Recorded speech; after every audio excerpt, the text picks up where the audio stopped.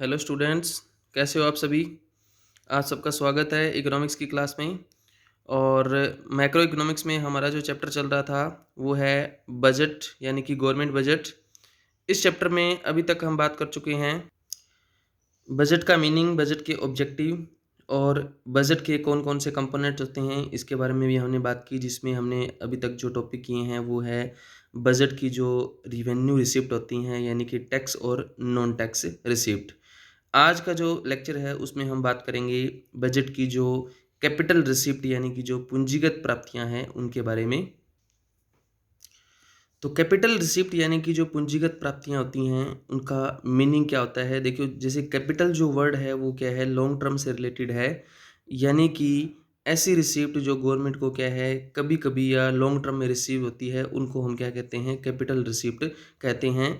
अब इसका मीनिंग क्या है, तो इसके अंदर दो इसके मीनिंग जो है या इनके फीचर हम कह सकते हैं, इनको आपने ध्यान में रखना है कि कैपिटल रिसिप्ट जो होती है उससे क्या होता है, गवर्नमेंट की हमेशा लाइबिलिटी क्रिएट होती है। एग्जाम्पल के तौर पे जब हमारे देश की सरकार दूसरी किसी भी इकोनॉमी से, दूसरे किसी भी विदेशों से क्या है लोन लेती है, तो उससे हमारे देश की गवर्नमेंट को रिसिप्ट तो होगी। ऐसे रिसिप्ट को हम कैपिटल रिसिप्ट कहते हैं। तो पैसा तो गवर्नमेंट को मिलेगा, लेकिन इसके साथ साथ क्या है, गवर्नमेंट की लायबिलिटी भी क्रिएट हो जाती है। जैसे लोन लेती है तो उससे पैसा तो मिल जाता है, लेकिन वो पैसा सरकार ने भविष्य में, फ्यूचर में क्या है, रीपेमेंट भी करना है। इसलिए इससे इसको क्या कहेंगे हम, ये कैपिटल रिसिप्ट है और इनसे क्या है लायबिलिटी क्रिएट होती है। दूसरा इसका जो पॉइंट है वो क्या है, इससे गवर्नमेंट की जो एसेट्स है उन वो क्या होती हैं, डिक्रीज होती हैं, उनके अंदर रिडक्शन जो है वो क्या है होता है।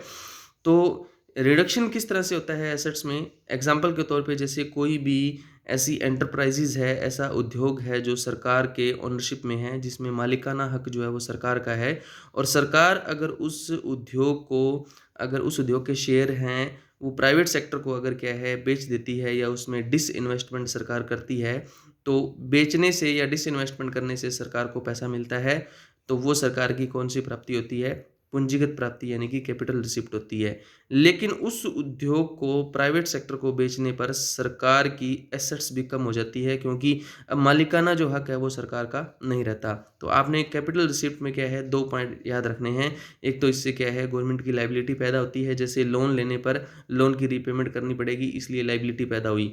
और दूसरा सरकार की क्या है, जो एसेट्स जो आती है उसमें रिडक्शन आता है। जैसे गवर्नमेंट पब्लिक सेक्टर का कोई भी एंटरप्राइजेज प्राइवेट सेक्टर को बेच देती है यानी कि उसका प्राइवेटाइजेशन कर देती है, तो गवर्नमेंट में की उसमें क्या है ओनरशिप नहीं रहती, और गवर्नमेंट की जो एसेट्स है वो क्या हो जाती है, रिड्यूस हो जाती है। दो इसके पॉइंट हैं। अब हम बात करते हैं कि जो कैपिटल रिसिप्ट जो है वो, उसमें हम किन किन चीज़ों को शामिल करते हैं। तो सबसे पहला इसमें पॉइंट आता है वो है रिकवरी ऑफ लोन्स। दूसरा इसमें पॉइंट आता है बोरोविंग एंड अदर लाइबिलिटी। और तीसरा क्या है, अदर रिसिप्ट। तो सबसे पहला जो पॉइंट है वो क्या है, रिकवरी ऑफ लोन। यानी कि लोन की रिकवरी का मतलब क्या है, एग्जाम्पल के तौर पे जैसे हमारे देश की सरकार दूसरे देशों से लोन लेती है, बिल्कुल वैसे ही क्या है हमारे देश की सरकार दूसरे देशों को लोन देती भी है। जब पास्ट में मतलब भूतकाल में जब हमने क्या है किसी भी दूसरे देश को हमने कोई लोन दिया था, उस लोन की जब रिकवरी होती है, यानी कि वो लोन विदेशों के द्वारा, जैसे मान लो एग्जांपल के तौर पे हमारे देश की सरकार ने क्या है भूटान को लोन दिया, और भूटान की सरकार ने वो लोन जो है वो क्या है इस साल में चुका दिया। तो इसका मतलब क्या है, हमारे देश को उस लोन को चुकाने पर क्या है पैसा मिलेगा, लोन की रिकवरी पर क्या है पैसा मिलेगा। तो ये जो प्राप्ति होगी हमारे देश के लिए क्या होगी, पूंजीगत प्राप्ति होगी। और लोन देने पर, जब लोन दिया गया भूटान को, तब वो क्या था, हमारे देश की क्या थी, एक तरह की इन्वेस्टमेंट थी। और जब ये लोन रीपेमेंट कर दिया गया तो वो इन्वेस्टमेंट यानी कि एसेट्स जो है वो क्या हो गई, खत्म हो गई। तो लोन की रिकवरी से हमारे देश को क्या है, कैपिटल रिसिप्ट होती है। सेकंड जो पॉइंट आता है वो आता है बोरोविंग। यानी कि जैसे लोन की रिकवरी था, वैसे क्या है हमारा देश दूसरे देशों से लोन लेता भी है। तो जब हमारे देश के द्वारा दूसरे किसी भी कंट्री से लोन लिया जाता है, जैसे अमेरिका से, फ्रांस से अगर हम लोन लेते हैं, तो उससे हमें पैसा मिलता है, और वो पैसा हमने फ्यूचर में वापस करना होता है। इसलिए बोरोविंग करने से, लोन लेने से क्या है, हमें कैपिटल रिसिप्ट होती है। और इसके साथ साथ क्या है, इस कैपिटल रिसिप्ट से गवर्नमेंट की लायबिलिटी भी पैदा होती है। तो इसलिए इसको हम कैपिटल रिसिप्ट कहते हैं। तो ये लोन विदेशों से भी लिया जा सकता है और हमारे देश से भी लिया जा सकता है। जैसे जनरल पब्लिक से ये लोन लिया जा सकता है, रिजर्व बैंक ऑफ इंडिया से ये लोन लिया जा सकता है और रेस्ट ऑफ द वर्ल्ड से क्या है ये लोन लिया जा सकता है। उसके बाद आता है अदर रिसिप्ट। अदर रिसिप्ट में हम इंक्लूड करते हैं डिसइन्वेस्टमेंट को।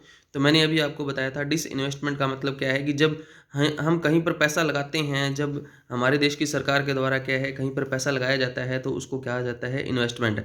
और जब उस सेक्टर में से गवर्नमेंट पैसा वापस निकाल लेती है या उस सेक्टर के शेयर गवर्नमेंट आगे इसको पब्लिक को बेच देती है तो उसको डिसइन्वेस्टमेंट कहते हैं। और इसको हम प्राइवेटाइजेशन का नाम भी दे सकते हैं कि ऐसे उद्योग या ऐसी एंटरप्राइजेस जिसमें मालिकाना हक सरकार का है और सरकार उसमें अपना मालिकाना हक ना रख करके और वो जो शेयर हैं या वो जो एंटरप्राइजेस हैं उसके शेयर जो हैं वो क्या है आम जनता को या निजी व्यक्तियों को बेच देती है तो उसको क्या कहते हैं डिसइन्वेस्टमेंट यानी कि विनिवेश कहते हैं। और सरकार जब क्या है विनिवेश करेगी या ये शेयर बेचेगी तो बदले में सरकार को क्या है पैसा मिलेगा। तो बड़ी लार्ज क्वांटिटी के अंदर क्या है सरकार को इसमें आय की प्राप्ति होती है। तो इसको हम क्या कहते हैं कैपिटल रिसिप्ट कहते हैं। तो जैसे अभी आप देख रहे हो कि किस तरह से हमारे देश के अंदर बहुत सारे उद्योगों का जो है वो निजीकरण किया जा रहा है। तो निजीकरण करने का मतलब सरकार उनको क्या कर रही है प्राइवेट सेक्टर में बेच रही है। तो प्राइवेट सेक्टर में जब बेचती है सरकार तो इससे क्या है सरकार का जो बजटीय घाटा है तो उस घाटे को सरकार क्या है इससे पूरा करती है। तो ये हमारे पॉइंट थे कैपिटल रिसिप्ट के। अब हमारा जो अगला पॉइंट है वो है हमारा बजट एक्सपेंडिचर। जिस तरह से हमने बजट की रिसिप्ट के बारे में बात की कि दो तरह की हमारी बजट रिसिप्ट होती है, वैसे क्या है बजट के जो एक्सपेंडिचर हैं वो भी क्या है टू टाइप के होते हैं, revenue expenditure and capital expenditure. तो जैसे मैंने आपको पहले लेक्चर में बताया था कि रिवेन्यू यानी कि विद इन 1 ईयर से रिलेटेड जो होगा उसको हम रिवेन्यू के जो है उसको विद इन 1 ईयर के साथ हम जोड़ करके देखते हैं। तो यहाँ पर जो ऐसे खर्चे जो विद इन 1 ईयर सरकार करती है और सरकार के हर साल हर महीने हर दिन क्या है ऐसे खर्चे जो है वो सरकार के होते रहते हैं, उनको हम कहते हैं रिवेन्यू एक्सपेंडिचर। और ऐसा एक्सपेंडिचर जो सरकार को क्या है रेगुलर नहीं करना होता और कभी कभी सरकार को के द्वारा किया जाता है उसको हम कैपिटल एक्सपेंडिचर कहते हैं। तो रिवेन्यू एक्सपेंडिचर का जो मीनिंग है उसमें क्या है दो फीचर इसके होते हैं। तो सबसे पहला जो पॉइंट है वो क्या कहता है कि इससे सरकार की एसेट्स क्रिएट नहीं होती। यानी कि मैंने अभी आपको बताया कि रिवेन्यू एक्सपेंडिचर ऐसा एक्सपेंडिचर है जो सरकार डेली रूटीन में करती हैं, हर महीने हर दिन या हर साल के में क्या है सरकार के द्वारा किया जाता है वो रिवेन्यू एक्सपेंडिचर है। जैसे सरकार क्या है ओल्ड एज होते हैं उनको पेंशन देती है या फिर क्या है एम्प्लॉय को सैलरी देती है, वजीफे दिए जाते हैं। तो इससे सरकार की क्या है कोई भी एसेट्स जो है वो क्रिएट नहीं होती। ठीक है, एसेट्स का निर्माण जो है वो सरकार का नहीं होता, ये सरकार का क्या है डेली नेचर का एक्सपेंडिचर होता है। तो इसको हम क्या कहते हैं रिवेन्यू एक्सपेंडिचर। जैसे ओल्ड एज को पेंशन देने पर या कर्मचारियों को तनख्वाह देने पर सरकार की संपत्तियों का निर्माण नहीं होता। इसी तरह से दूसरा पॉइंट जो इसकी विशेषता है वो क्या है इससे लाइबिलिटी कम नहीं होती। एग्जाम्पल के तौर पे हमारे देश की सरकार ने अमेरिका से लोन लिया और उस लोन के ऊपर सरकार हर साल ब्याज का भुगतान करती है। तो ब्याज का भुगतान करने पर जैसे मान लो 1,000 करोड़ का अगर लोन लिया गया है तो उस 1,000 करोड़ के लोन पर सरकार जब ब्याज का भुगतान करती है तो उस ब्याज से कभी भी लोन का पैसा कम नहीं होता। लोन का पैसा कम कैसे होगा जब उस लोन की रीपेमेंट की जाएगी। और लोन की रीपेमेंट करना रिवेन्यू एक्सपेंडिचर नहीं होता बल्कि क्या होता है कैपिटल एक्सपेंडिचर होता है। और उस लोन के ऊपर ब्याज का भुगतान करना कौन सा एक्सपेंडिचर होता है रिवेन्यू। तो जब सरकार लोन के ऊपर ब्याज का भुगतान करती है तो उससे सरकार की लायबिलिटी कम नहीं होती। तो लोन पर ब्याज का भुगतान कौन सा एक्सपेंडिचर होता है रिवेन्यू एक्सपेंडिचर होता है। उसके बाद नेक्स्ट जो हमारा एक्सपेंडिचर है वो है कैपिटल एक्सपेंडिचर। कैपिटल एक्सपेंडिचर यानी कि जिसमें दो विशेषताएं पाई जाती हैं, दो फीचर जिसमें होते हैं। तो पहला फीचर इसका क्या है इससे गवर्नमेंट की एसेट्स का निर्माण ठीक है होता है। जैसे कि सरकार ने क्या किया खुद के कोई भी एंटरप्राइजेस शुरू की है या कोई मल्टीनेशनल कंपनी के सरकार ने शेयर खरीद लिए। तो जब सरकार किसी भी कंपनी के शेयर खरीद लेती है तो वो उस कंपनी के अंदर सरकार की हिस्सेदारी बन जाती है और वो सरकार की क्या है संपत्ति बन जाती है। इसी तरह से सरकार और भी बहुत सारा खर्चा करती है, जैसे बिल्डिंगें बनाने पर, लैंड खरीदने पर सरकार ने खर्चा किया तो वो सरकार की एसेट्स बन जाती है और बड़ी क्वांटिटी के अंदर सरकार को वहाँ पे खर्चा करना पड़ता है। तो उससे सरकार की एसेट्स का निर्माण होता है। दूसरा आता है इससे क्या है गवर्नमेंट की जो लायबिलिटी है वो क्या है, कम हो जाती है। जैसे अभी मैंने बताया था कि अमेरिका से 1000 करोड़ का लोन लिया गया, उस लोन पर ब्याज का भुगतान क्या है, पूंजीगत प्राप्ति नहीं है। लेकिन अगर हमने उस लोन का ही भुगतान कर दिया तो उसको हम क्या कहेंगे, कैपिटल एक्सपेंडिचर कहेंगे। तो ये जो हमने कैपिटल और रेवेन्यू एक्सपेंडिचर किए, इसके अलावा भी कुछ और भी एक्सपेंडिचर होते हैं। तो यहाँ पर हमारे पास पॉइंट है other type of public expenditure.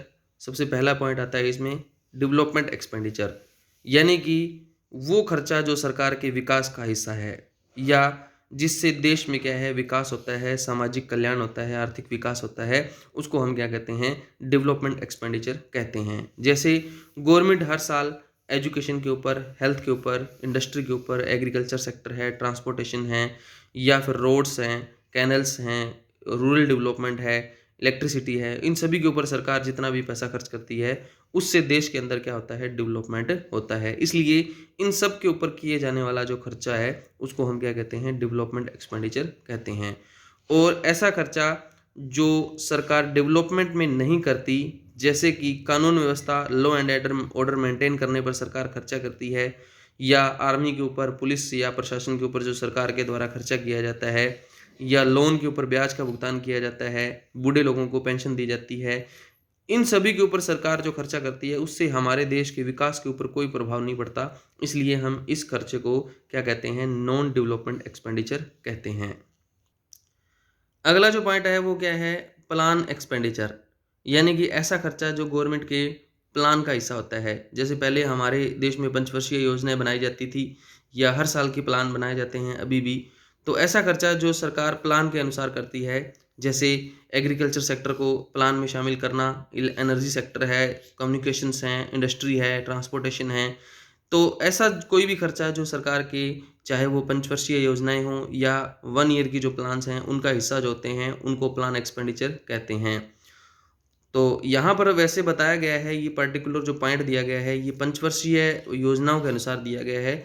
लेकिन मैं आपको बता देता हूँ कि हमारे देश के अंदर क्या है, 1951 से जो 5 ईयर प्लान बनाए गए थे वो टोटल क्या है, 12 ही पंचवर्षीय योजनाएं बनी थी। तो 12वीं जो पंचवर्षीय योजनाएं 2012 के अंदर क्या है, लास्ट जो है वो योजना थी। उसके बाद आगे कोई भी योजना क्या है नहीं बनाई गई और प्लानिंग कमीशन को ख़त्म कर दिया गया। उसकी जगह पे क्या है, जो नीति आयोग है वो बना दिया गया था। उसके बाद आता है नॉन प्लान एक्सपेंडिचर, ऐसा खर्चा जो सरकार के 5 ईयर प्लान का हिस्सा नहीं होता, उसको हम क्या कहते हैं, नॉन प्लान एक्सपेंडिचर कहते हैं। जैसे गवर्नमेंट क्या है, सुरक्षा, कानून व्यवस्था के ऊपर खर्चा करती है, सब्सिडी देने के ऊपर सरकार खर्चा करती है। तो ये सारा खर्चा ऐसा खर्चा है जो 5 ईयर प्लान का हिस्सा नहीं होता, तो इसको हम कहते हैं नॉन प्लान एक्सपेंडिचर।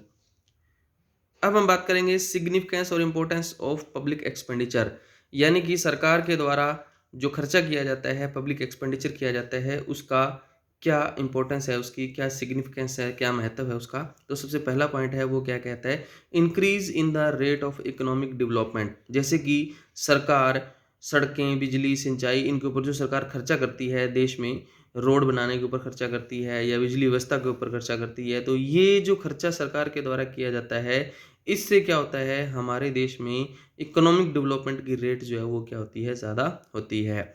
अगला जो पॉइंट आता है हमारा वो क्या है, इंक्रीज इन इकोनॉमिक वेलफेयर, यानी कि जैसे सरकार अलग अलग तरह की योजनाएं जो हैं वो क्या है, हर साल चलाती हैं, जिसमें कुछ बच्चों के लिए, कुछ महिलाओं के लिए या अनुसूचित या पिछड़ी जाति के लिए क्या है, सरकार विभिन्न प्रकार की जो योजनाएं चलाती हैं और उन योजनाओं के ऊपर सरकार जो खर्चा करती है उससे क्या होता है, इकोनॉमिक वेलफेयर होता है। तो पब्लिक एक्सपेंडिचर से इकोनॉमिक डेवलपमेंट भी होता है और पब्लिक एक्सपेंडिचर से क्या है, इकोनॉमिक वेलफेयर भी होता है। उसके बाद आता है मंदी का जो टाइम आता है, यानी कि डिफ्लेशन के अंदर और बेरोजगारी की जो स्थिति होती है उसमें भी हम क्या है, उनको कम करने में क्या है, हम पब्लिक एक्सपेंडिचर का रोल जो है, महत्व जो है वो रहता है, हम ये कह सकते हैं। तो किस तरह से इसमें महत्व रहता है, जैसे कि अगर देश में डिफ्लेशन या मंदी चल रही है या बेरोजगारी चल रही है तो उसमें सरकार विभिन्न योजनाओं के तहत क्या है, जब खर्चा करेगी और विभिन्न प्रकार की सुविधाएं जब देगी तो लोगों को वो सुविधाएं क्या है, अपने पैसों से खरीदने की ज़रूरत नहीं है। उनके पास पैसा पैसा बचेगा और उस पैसे से वो क्या कर सकते हैं, ज़्यादा गुड्स और सर्विसेज़ की डिमांड कर सकते हैं। जब देश में गुड्स और सर्विसेज़ की डिमांड बढ़ती है, तो हम क्या है डिफ्लेशन से बाहर निकलते हैं और बेरोज़गारी की स्थिति से भी क्या है बाहर निकलते हैं। इसी तरह से सरकार विभिन्न योजनाओं पे जब सड़कें वगैरह का निर्माण करती है, तो बहुत सारे लोगों को काम भी मिलता है, तो उसमें क्या है बेरोज़गारी का कंट्रोल भी किया जा सकता है। लास्ट जो पॉइंट आता है, वो आता है रिडक्शन इन इनइक्वालिटी। हमारे देश के अंदर हम देखते हैं कि बहुत ज़्यादा क्या है असमानता जो है वो बहुत अधिक है। मतलब जैसे हम वर्गों को अलग-अलग क्षेत्र में अलग-अलग प्रकार से बाँट देते हैं। उच्च वर्ग है, निम्न वर्ग है। जैसे हमारे देश में कुछ वर्ग अधिक अमीर होते हैं, कुछ वर्ग जो हैं वो क्या हैं अधिक गरीब होते हैं। तो सरकार अपनी योजनाओं के तहत गरीबों को या पिछड़े वर्ग हैं या अनुसूचित जातियाँ हैं, उनको अधिक आर्थिक सुविधाएँ प्रदान करती हैं, जिसकी वजह से हमारे देश इसी तरह से जो अमीर वर्ग है उसके ऊपर अधिक टैक्स लगाती है और तो हमारे देश में जो आर्थिक आधार पर जो असमानताएँ हैं, उनके अंदर कमी आती है। तो इस तरह से हमारे देश के डेवलपमेंट में क्या है, जो पब्लिक एक्सपेंडिचर जो है वो रोल प्ले करते हैं। तो यहीं तक करेंगे इस लेक्चर के अंदर और अगले लेक्चर में हम बात करेंगे बजट डिफ़िसिट के बारे में कि बजट डिफ़िसिट घाटा क्या होता है बजट का और उसका क्या मीनिंग है और किस तरह से उसको हम मेज़रमेंट कर सकते हैं। तो थैंक यू आप सभी का।